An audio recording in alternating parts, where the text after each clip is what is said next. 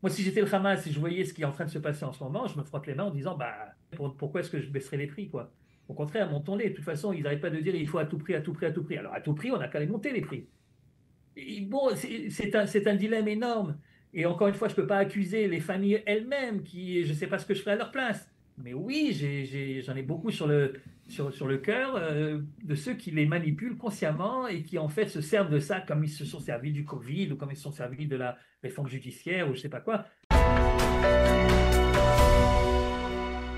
Eh bien, nous avons le plaisir d'être en ligne avec le Rav Eli Kling. Eli, bonjour, Boker Tov.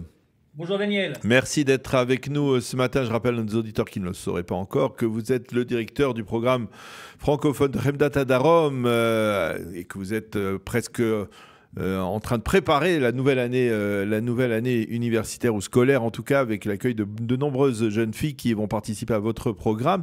Mais nous voulions revenir avec vous sur les événements de l'actualité israélienne et en particulier ce qui s'est passé dans la journée de dimanche avec cette manifestation, cette mobilisation, cette grève générale, comme l'ont appelé les organisateurs. Dans un post que vous avez publié à l'occasion de cette grève, vous avez été très clair. Vous dites qu'en fait, ce genre de mouvement ne fait que renforcer le Hamas et de prolonger la détention des otages. Ça me semble assez évident en fait. Et je suis même pas sûr que ceux qui participent à cette manifestation croient vraiment au plus profond d'eux-mêmes que ça va faire bouger les choses au niveau de la libération des otages. Je pense que c'est plus. Je ne peux pas condamner parce que d'abord, on peut jamais condamner une initiative qui vient d'une partie des familles des otages. On ne sait pas, tu sais, la fameuse question, qu'est-ce que tu ferais toi si ton gosse était là-bas? La vérité, on ne peut pas répondre réellement, sincèrement à cette question. Mais donc, on ne peut pas condamner tout ça. Je peux juste analyser, enfin essayer d'analyser à ma petite mesure l'effet que tout ça, ça peut avoir. Il faut se rappeler quand même que la guerre avec le Hamas, c'est pas la guerre avec les Syriens, les Égyptiens et les Jordaniens, tels qu'on avait connu ça dans les années 60-70, où les guerres s'arrêtent avec une victoire et puis une défaite.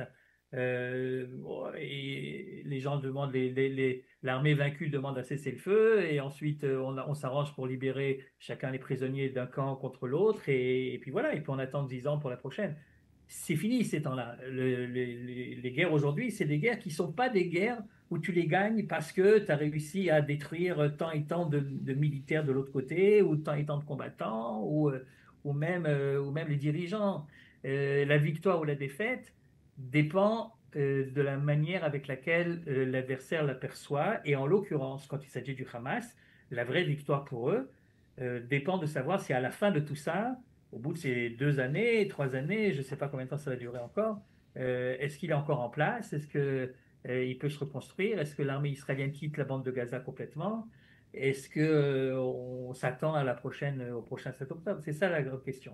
Et dans cet ordre d'idées-là, si c'est ça la grande question, la question est de savoir est-ce que le mouvement d'hier participe ou participe pas à la défaite ou à la victoire du Hamas. Mais Et vous êtes d'accord avec moi, peut-être que ce n'est pas le début du problème. C'est-à-dire le problème, il est à la base d'avoir presque modifié les priorités dans les objectifs de cette guerre. On se souvient tous, au début, c'était clairement l'éradication du Hamas, et en second objectif, c'était les otages. Après, les deux sont arrivés au même stade, et aujourd'hui, lorsque l'on voit les manifestants, les protestataires, eh bien, pour eux, la priorité, ça doit être à tout prix la libération des otages. alors le problème, c'est que même si on fait abstraction de la deuxième ou de la première, comme vous voulez, de premier ou deuxième but de guerre qui est l'élimination du Hamas, même si on pense qu'il n'y a qu'un seul but de guerre et qu'il n'y en a pas deux et que c'est la libération des otages, même sous cet angle-là, je ne vois pas tellement en quoi ce genre de manifestation comme celle d'hier peut réellement faire avancer les choses, au contraire. Alors Moi, ça nous ramène à ce qui semble être l'objectif en fait des manifestants, même s'ils ont peut-être parfois du mal à l'avouer parce que cela réduirait, on va dire, leur force, la puissance de leur message. C'est qu'il s'agit tout simplement d'une protestation à caractère politique destinée à destituer Benyamin Netanyahou, à faire chuter le gouvernement. Et parfois, certains diront que c'est très simple.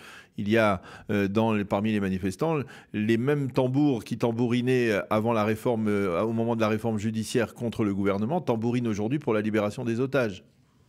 Oui, mais ça ne veut pas dire que tous ceux qui ont participé à cette manifestation ou à cette grève ou à ce blocage de route, appelez-le comme vous voulez, participent à ce but-là. Et c'est ça qui, moi, m'énerve réellement, pour dire la vérité. C'est-à-dire, dans un pays démocratique, tu as le droit de manifester pour faire chuter le gouvernement. C'est une des possibilités qui était offerte. Moi-même, j'ai participé des dizaines de fois à des manifs anti-gouvernementales pour faire tomber le gouvernement qui était en place. Donc, c'est tout à fait légitime. Mais alors, il faut annoncer la couleur. Moi, ce qui m'a énervé dans cette Mhm. affaire-là, c'est la Libye. C'est-à-dire, c'est se servir d'une cause qui devrait être une cause sacrée, consensuelle, qui est la libération des otages, pour en fait s'en servir pour faire tomber le gouvernement. Et je ne dis pas que les manifestants qui ont participé à tout ça, c'est ça leur but. Je pense que Les si organisateurs, oui. une grande partie des organisateurs, oui, certainement. Et les autres se font soit manipuler consciemment, soit manipuler inconsciemment. Mais c'est pas, enfin, je pense pas, très sincèrement, je ne sais pas combien ils étaient hier, mais enfin, je suis persuadé que si on prend quelqu'un parmi ces manifestants entre quatre yeux et tu lui demandes, est-ce que tu penses que ce que tu as fait hier, ça fait progresser, ne serait-ce que d'un centimètre, la libération des otages? Je pense que s'il est sincère avec lui-même, il dira non. Mais je comprends qu'il y a une sorte de frustration, et qu'on a envie de faire quelque chose et que rester chez soi à la maison, ça nous énerve évidemment. Et donc on se dit, bon, si une partie des familles des otages demandent qu'on manifeste, on va manifester, ne serait-ce que pour soulager notre conscience et d'avoir l'impression qu'on fait quelque chose. Mais ça, c'est sur le plan psychologique, si vous voulez. Mais sur le plan pratique, je pense que c'est exactement le contraire qui se passe en fait. Comment vous C'est, expliquez le fait, Élie, bon, il y a une majorité de familles d'otages qui sont favorables à ce genre d'initiative, et puis il y a toujours quasiment les mêmes familles d'otages ils sont farouchement opposées et qui disent justement que cela retarde, on va dire, toute libération. Écoutez, la vérité, c'est que je n'ai pas fait une enquête très poussée pour savoir quel est le profil de ceux qui sont contre et de ceux qui sont pour. Mais vous avez une idée quand même.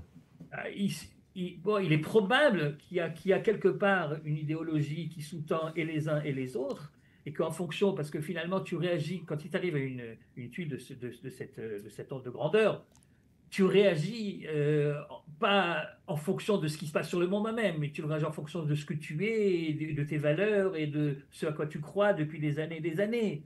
Il y a des soldats qui tombent pendant cette guerre-là. Tu entends les discours pendant les enterrements militaires et tu as des nuances. Tu as des gens qui disent comme ça, des gens qui disent autrement, Ouais. etc. Ça provient certainement de toute une éducation. Donc, je ne suis pas là pour dire que tout ça n'est pas politisé depuis le départ. Mais si vous voulez, ce qui s'est passé au début, en tout cas, c'est qu'il y avait une sorte de consensus sur la manière avec laquelle il fallait essayer de provoquer la libération des otages le plus vite possible, et c'était de faire pression sur ceux qui les détiennent. Et ça a duré pendant 2, 3 semaines où tout le monde participait à ça. Et puis ensuite, je ne sais pas exactement comment mettre le doigt exactement sur la date, mais enfin, il y a eu un glissement, tu voyais ça dans les slogans, tout d'un coup, Bring ça devient them. politisé. Bibi se moque complètement de la vie de nos enfants, le gouvernement est responsable de la FK-route, voilà. Et tout d'un coup, tout s'est déplacé, au lieu de faire pression sur le Hamas, on faisait pression sur le gouvernement. Ça sous-entendait que c'est le gouvernement qui détient en fait la clé, c'est lui qui pourrait, si seulement il voulait, il pourrait en une phrase libérer tous les otages demain, sans pour autant mettre en danger Israël, et que c'est uniquement par souci, je ne sais pas exactement quoi d'ailleurs, il faut vraiment être un petit peu, soit être empli de haine, soit être, avoir l'esprit mal tourné pour penser réellement que au gouvernement, je vous rappelle qu'un certain nombre pas tous, un certain nombre des ministres du gouvernement ont leurs propres enfants qui sont en train de faire la guerre, mais enfin, ça me semble assez dramatique de penser que c'est eux qui veulent absolument que les otages soient tués, etc. Ce qu'il y a, c'est que quand tu diriges un pays, évidemment, tu as toujours le problème de sauver les individus et puis le problème de savoir est-ce que tu ne mets pas en danger à ce moment-là tout le pays. Et donc, personne ne peut être à leur place, mais personne ne devrait normalement les accuser de manquer de sympathie ou d'affection pour la vie des otages. Ils font ce qu'ils peuvent pour essayer à la fois de faire l'un et l'autre, et ce n'est pas toujours facile, et je ne les envie pas.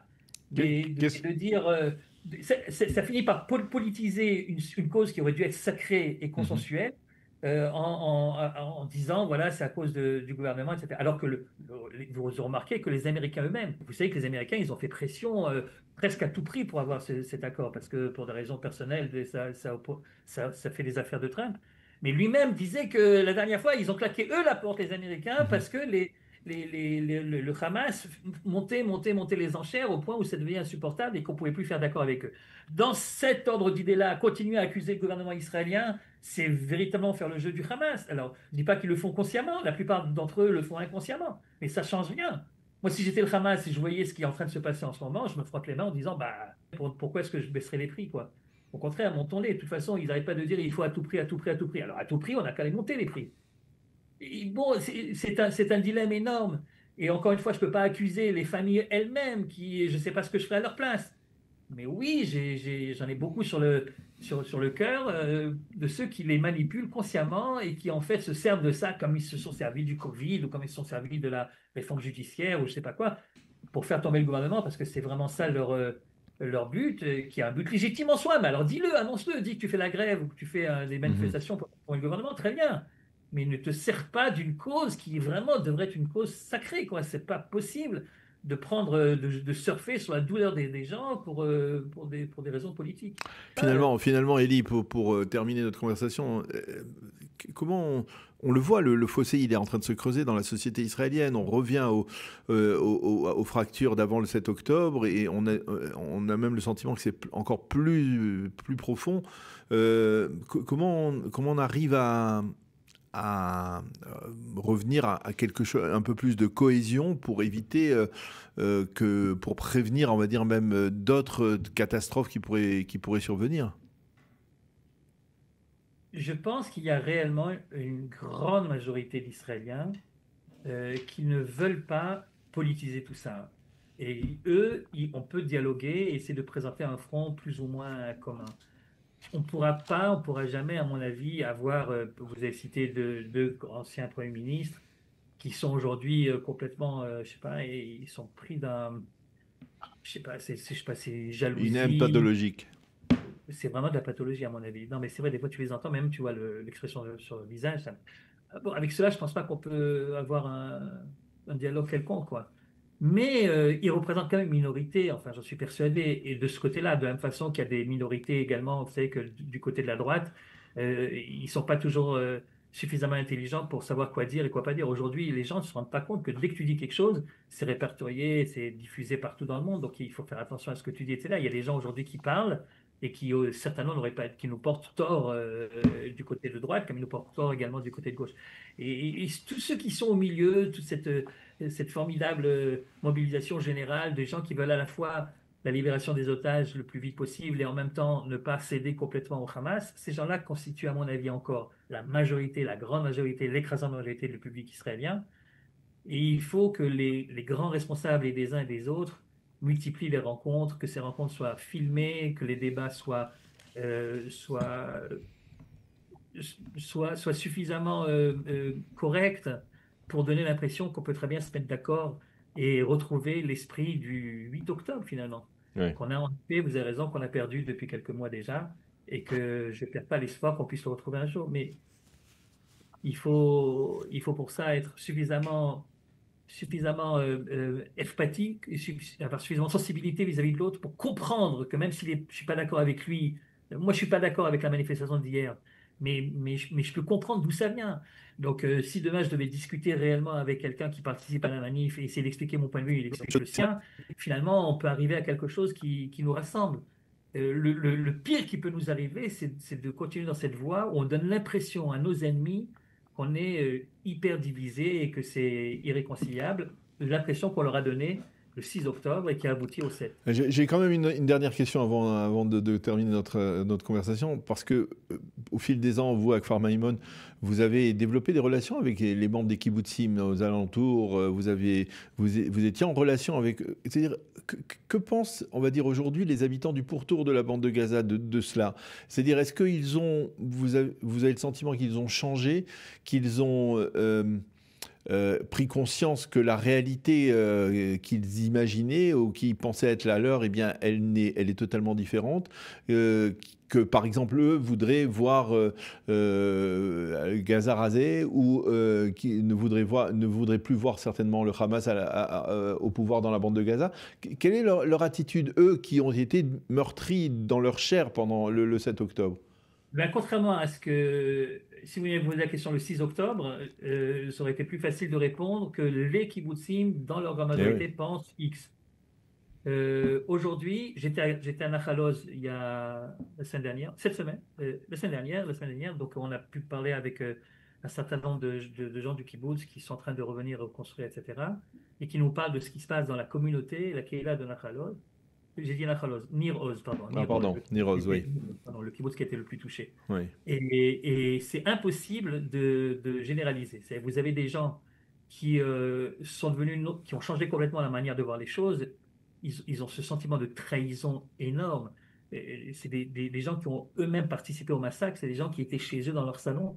Et le fait qu'ils étaient chez eux dans leur salon quelques jours avant, c'est justement, ça leur a permis de savoir où attaquer et qui attaquer. Enfin, ce sentiment de trahison est tout à fait compréhensible. Et ceux-là ont perdu leurs illusions. C'est pour ça que c'est très difficile de les juger. C'est des gens qui ont non seulement perdu leur être proche, leurs amis les plus proches, mais également toute leur idéologie. Mais à côté de ça, vous en avez d'autres qui continuent à penser que non, que tout est encore possible et que même avec cela, tout Gaza n'est pas le Hamas, etc. Et vous avez des gens qui veulent retourner à Niroz pour rebâtir le kibbutz, et d'autres qui ont décidé de ne plus retourner. Maintenant, on a parlé avec quelqu'un qui pensait qu'il ne fallait pas retourner, qu'il se dispute avec ses enfants qui veulent le faire, etc. Et donc, c'est compliqué aujourd'hui de le dire de manière très catégorique. Voilà ce qu'ils pensent aujourd'hui. Ce qu'ils pensaient avant le 7 octobre, je peux vous le dire, je le sais, parce qu'on les voyait réellement tous les vendredis quand on est à la Gush Katif, là je parle d'il y a 20 ans déjà, et on les voyait manifester en disant revenez à la maison, on n'a rien à faire là-bas, etc. Et quand on s'arrêtait pour essayer de discuter avec eux et leur dire mais si les gens de Gush Katif s'en vont, c'est vous qui serez en première ligne. Ils ne comprenaient pas ça. Ça ne pouvait pas rentrer, ils ne comprenaient pas du tout. Et aujourd'hui, c'est quand même évidemment beaucoup plus simple de parler de tout ça. Mais encore une fois, vous savez, l'idéologie, c'est tellement fort que quelquefois, même ce qui s'est passé le 7 octobre, ça ne change pas complètement les repères. Et ça aussi, je peux comprendre. J'ai suffisamment perdu de choses pour perdre en plus mes repères idéologiques, vous voyez. Donc, je peux comprendre ça également. Mais voilà, il y a de tout, en fait. Il y a de tout. Eh bien... Le public des kibbutzim, qui était un public très cohérent, on pouvait en parler comme d'une seule réalité. Aujourd'hui, il est morcelé, il y a plusieurs, ça va un petit peu dans tous les sens, et c'est une conséquence de ce qui s'est passé. Bien sûr. Et le message du judaïsme que l'on voit, on a vu en particulier les otages qui sont revenus de ces kibbutzim, sensibilisés par on va dire leur identité juive, elle est plus prononcée que dans le passé. C'est marquant aussi ça Oui, c'est marquant, mais c'est pas nouveau. Vous savez, l'histoire juive est une histoire longue et longue de persécution également. Et par exemple, tous ceux qui étudient un petit peu le judaïsme allemand de 1933 à 1939, c'est-à-dire à l'époque où les premières persécutions anti-juives commencent, mais il n'y a pas encore la solution finale, ben, vous voyez des communautés qui étaient complètement déconnectées, qui se mettent à faire des chougim, c'est des ateliers de judaïsme, à essayer il n'y a jamais eu autant de juifs allemands qui sont intéressés à la culture juive que pendant cette période des années 30, il faut le savoir. Pourquoi? Parce que, et d'ailleurs en Russie, c'est pareil. Ce qui s'est passé dans les années 70 en Russie, c'est pareil. C'est des gens qui étaient complètement éloignés, qui d'un coup se mettent à étudier du Talmud. Ce qui est derrière tout ça, c'est de dire, bon, si vraiment c'est parce que je suis juif que tu m'en veux, et si vraiment c'est parce que je suis juif que tu m'attaques, alors au moins que je sache un peu mieux qu'est-ce que c'est que ce fameux judaïsme qui te fait tellement peur. Et donc, c'est un peu normal. Puis ça redonne évidemment la Emouna dans ce genre de choses est toujours un ancre qui permet de se rattacher à quelque chose, de savoir plus ou moins pourquoi est-ce qu'on est là et pourquoi on mérite de continuer malgré le prix qu'on paye, Eh bien, Rav Eli-Kling, merci beaucoup d'avoir accepté de répondre à nos questions, à la fois donc sur cette politisation, on va dire, du mouvement de protestation pour la libération des otages et également donc sur ce dossier qui est très intéressant, il mériterait peut-être même une interview spéciale sur les changements intervenus au sein des kibbutzim dans le pourtour de la bande de Gaza. Merci beaucoup d'avoir été avec nous. Bonne journée, Eli, à bientôt. Merci à vous, les autres.